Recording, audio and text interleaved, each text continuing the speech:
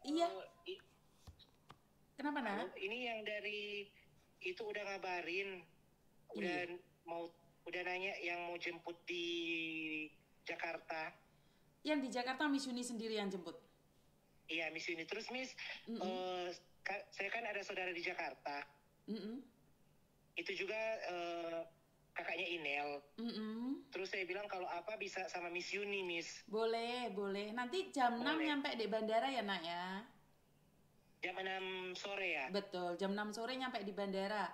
Terminal 2 Oh iya. Ini kedatangan. tadi yang telepon Pak Rofi, Miss. Pak Terus Rob, kan Pak Rofi nanya yang mau dari Kamboja. kenapa nak? Pak Rofi tanya yang mau yang selain Miss Yuni. Terus saya bilang keluarga. Iya udah Terus nggak dia apa-apa. bilang dikirimin. Kirimin apa? Iya. Terus Kirimin saya apa? bilang, oh iya nanti mau dikirimin ke Pak Rofi, yang anggota keluarga yang mau jemput satu orang itu yang nunggu sama Miss Yuni. Oke, bilang aja sama Mas Uya Kuya juga mau jemput nak. Oh iya iya, siap siap. Jadi Mas Uya Kuya juga mau Oke. jemput Inel ya. Oke, siap siap. Nanti Ya. nanti nggak tahu bagaimana setelah keluar dari bandara kita makan dulu. Setelah itu mungkin saya tinggal di hotel dulu, baru besoknya terbang ke ke Manado ya. Nanti saya infokan. Saya akan nyuruh Oh iya. KP2MI untuk nganterin Inel pulang ya. Nggak usah khawatir. Kamu ada sama mamanya Iya, Inel? kalau di Manado, Miss, rencananya bareng sama keluarga, Miss. Nggak apa-apa. Kemungkinan besar Kita kita mau antarkan jemput. sampai di rumah. Nggak usah Iya dijemput. iya iya. Nggak usah Iya, dijemput ya, biar sama si biar kalian nggak sama usah si Pak biar. Andi. Hah? Sama si Pak Andi kan, Pak Andi bilang mau dijemput, terus dari kita keluarga kita bilang kita juga mau ikut ke Nggak usah, bandara. nggak usah, nggak usah, nggak usah, nggak usah, nggak usah, nggak usah, nggak usah dijemput. Kalian di rumah saja. Kalian di rumah saja. Jangan buang-buang uang. Aku nggak suka. Nggak boleh. Nggak apa-apa, Miss, mamanya Nggak suka, boleh. nggak apa-apa. Nggak boleh. Nggak Kita boleh. ada Nggak boleh. kendaraan kok, Miss. Nggak boleh. Nggak boleh. Nggak boleh. Kalau kalian jemput saya marah. Kenapa? Saya tidak ingin kalian buang-buang uang. Nggak boleh. Nggak boleh. Nggak boleh. Mm-mm. Aku Oh, kasih uang jajan buat Inel. Itu buat Inel jajan di sana.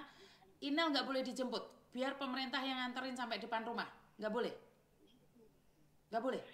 kemarin kemarin itu, Miss, Heeh. saya ditelepon sama, tunggu ya saya cari namanya, dari BP3MI. Heeh. Katanya kalau udah di Manado kan, dia bilang eh, dari Pak Jordi BP3MI yang di Manado. Bilang apa? Katanya dia bilang nanti kalau di bandara mau ada serah terima gitu, Miss. Enggak, saya minta akan dipulangkan di rumah. Saya akan telepon BP2MI. Sebentar. Sebentar. Nggak boleh. Kalian nggak boleh di bandara. Nggak boleh ke bandara. Jadi nanti yang nganter dari bandara itu yang dari Pak Andi ya? Saya akan telepon pemerintah dulu. Tunggu saya telepon Iya, pemerintah. iya. Kalian jangan keluarin uang lagi ke bandara. Aku nggak mau kalian keluar uang. Kenapa saya pulangkan sampai Manado? Karena saya tidak ingin kalian keluar uang. Paham? Iya, iya, Miss. Iya, Saya iya. marah loh kalau kalian ke bandara. Kenapa? Kalian dari rumah mau ke bandara itu pakai uang, nggak gratis. Kalian harus sewa mobil. Iya, iya, iya. Nggak boleh, nggak boleh. Kalian nggak boleh datang ke bandara. Saya nggak ikhlas. Daripada uangmu untuk dari rumah ke bandara buat beli makan Inel, karena Inel itu lagi sakit, otaknya sakit. Nanti aku kasih Inel uang pegangan. Nggak boleh, kalian nggak boleh Oke, oke. keluarin uang. Ngerti? Oh, oke, oke, Miss. Jadi, Miss, Siapapun. gini, kan dari pemerintah kita kan nanya ya, Miss, yang dari hukum tua. Pas kan yang mereka lihat di videonya Miss itu yang di Facebook kan, pas waktu yang Pak Andi datang ke rumahnya orang tuanya Inel, terus mereka kan nanya kalau Inel itu nyampe nya kapan. Terus saya bilang nyampe nya sekitar Sabtu gini gini gini. Terus dari mereka nawarin mau jemput Nanti saya dari akan pemerintah koordinasi. sini, Miss. Saya ngerti, tapi saya akan koordinasi karena saya tidak ingin kalian keluar uang Oke, lagi. siap. Paham? Saya tidak mau kalian keluar Oh, uang. Titik. iya iya, saya ngerti, Miss, saya ngerti. Saya nggak mau. Iya iya. Iya. Karena buat makan aja Iya, susah. Nggak usah ke bandara. Ngerti nggak, Reno? iya, Sekarang betul. saya telepon Iya, pemerintah. siap siap. Oke, oke. Oke, terima kasih. Oh, Saya nggak ngizinin kalian ngeluarin uang lagi. Buat makan aja susah, ngapain ke bandara? Saya yang biayai semuanya. Saya akan mengantarkan sampai rumah. Saya nggak mau. Saya nggak mau ini ada keluar biaya lagi. Saya pemulangannya itu terinci. Izin Bapak. Bapak izin. Pak, karena kan Afrianel itu maaf kondisinya orang nggak punya Pak. Dan saya nggak mau keluarganya datang ke airport. Saya pinginnya Inel diantarkan sampai ke rumah Pak. Oh enggak, katanya suruh jemput serah terima di bandara Pak. Nggak boleh Pak, mereka benar-benar buat makan aja susah. Kalau ke bandara saya nggak ikhlas. Benar saya nggak ikhlas. Nanti aku ini, nanti aku telepon. Iya, nggak boleh ya Pak ya, benar-benar diantarkan ke pintu rumahnya. Iya. Oke. Oke, siap Bapak izin, terima kasih. Terima kasih. Nggak mau, saya nggak mau. Inel nggak boleh dijemput di bandara. Karena kalian akan ngeluarin uang parkir, masih ngeluarin bensin, masih buat makan-makan, nggak boleh.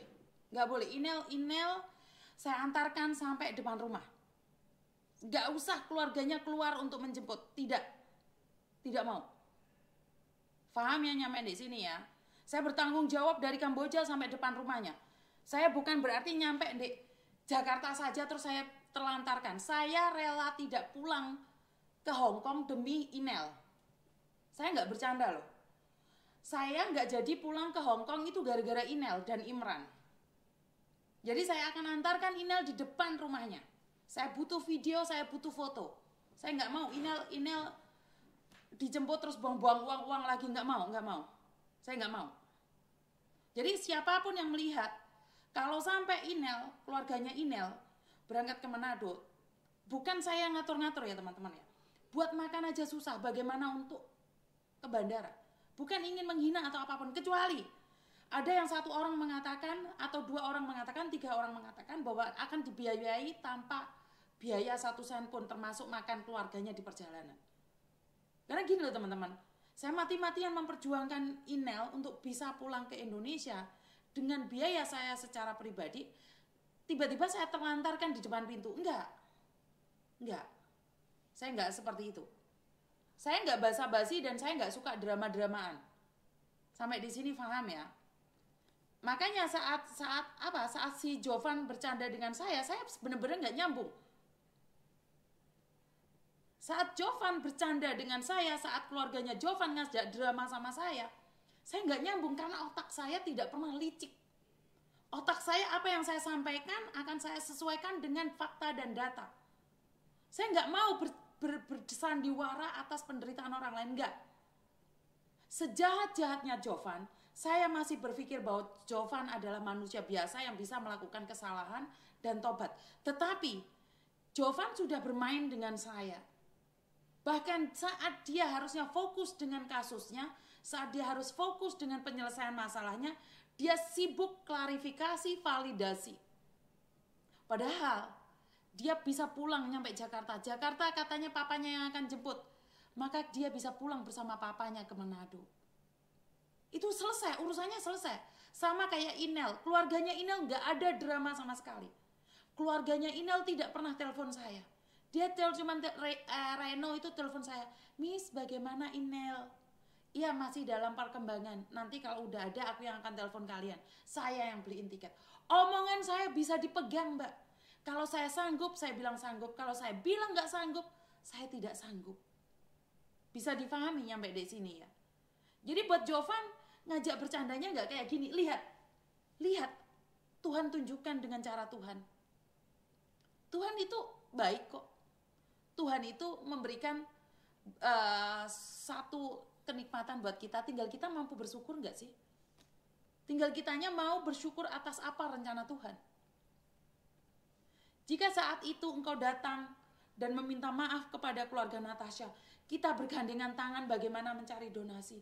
Lihat, manusia berusaha 5 hari tidak bisa memulangkan Natasha karena uangnya tidak cukup. Tetapi Tuhan saat bekerja membuka hati orang. Natasha dibayarin lunas. Tanpa pertolongan Tuhan kita bukan siapa-siapa.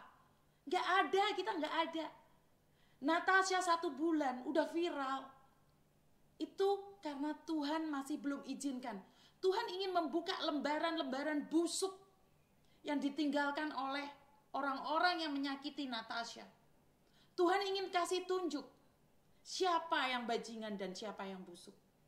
Tuhan ingin perlihatkan siapa sebenarnya Jovan itu. Jika hari itu saya bertindak, mungkin mujizat itu masih terlalu lama untuk kita rasakan.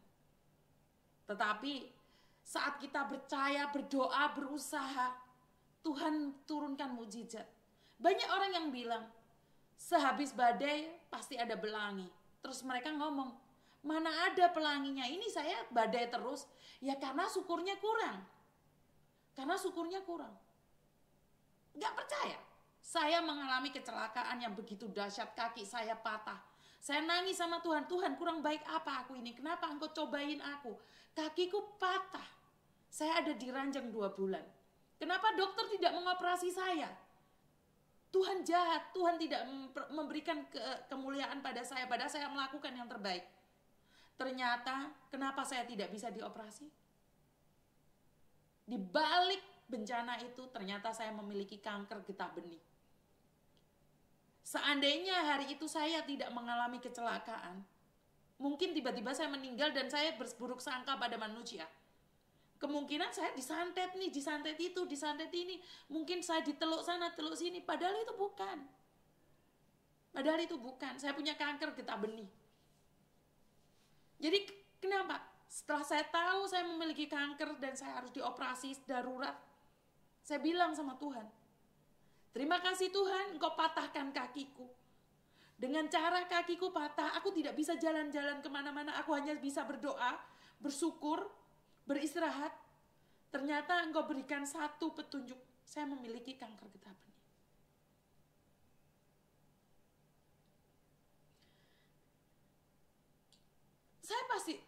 Saya pastikan bahwa hidup ini adalah rencana Tuhan. Tidak ada yang tidak mungkin bagi Tuhan. Karena itu saya yakin dan percaya apa yang terjadi pada Natasha ada rencana Tuhan yang begitu dahsyat dan luar biasa. Tuhan punya rencana atas Natasha, atas anak-anak Natasha, atas keluarga Natasha.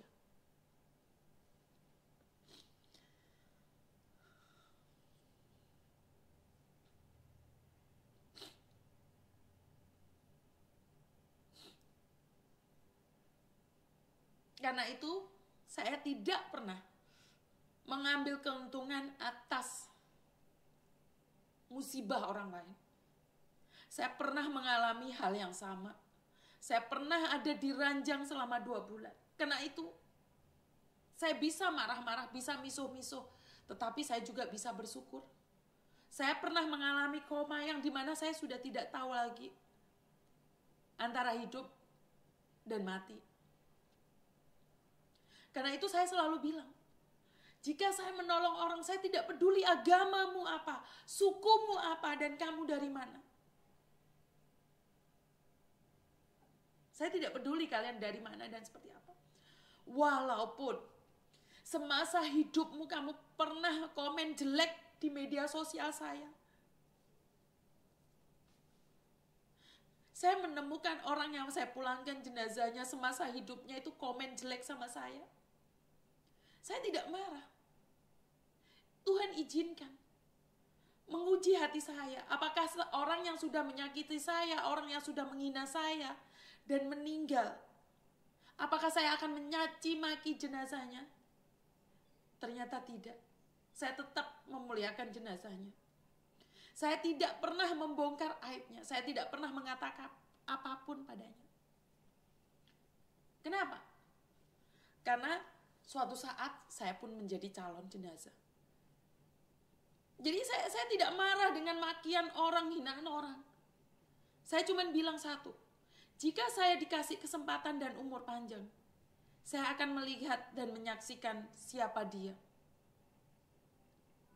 Jika saya beruntung, jika saya punya kekuatan yang lebih, jika saya diberikan kekuasaan yang lebih, nyatanya Tuhan perlihatkan. Saya izinkan jenazahnya pulang lewat perantara saya. Dan saya tidak pernah memakinya sama sekali. Walaupun saya sudah dipermainkan berkali-kali, tidak. Karena saya tidak akan membalasnya. Biarkan dia yang jahat sama saya, tapi saya tidak perlu menjahati dia. Seperti itu ya teman-teman. Saya tidak pernah marah dengan orang yang telah mencaci maki saya. Kalau saya maki-maki balik itu karena saya ingin menyadarkan kalian. Saya minta maaf jika kata-kata saya keras. Saya minta maaf jika kata-kata saya menyakiti kalian. Tapi jauh di lubuk hati saya yang paling dalam, saya tidak mengenali kalian. Tidak ada alasan bagi saya untuk membenci kalian. Saya dilahirkan bukan menjadi hater kalian. Tidak. Saya ingin menjadi ibu-ibu kalian. Walaupun kalian sudah menjadi ibu-ibu, tapi hati kalian kosong. Karena kalian merasa sendiri ada di luar negeri. Saya ingin menjadi ibu-ibu kalian. Saya ingin menjadi emak-emak kalian. Tidak peduli umur kalian berapa. Nyatanya kalian nyaman bersama saya. Benar gak sih? Baper ya, sebentar. Keluarga yang dari itu telepon lagi. Oke, sudah clear. Diserah terimakan. Siap, komandan.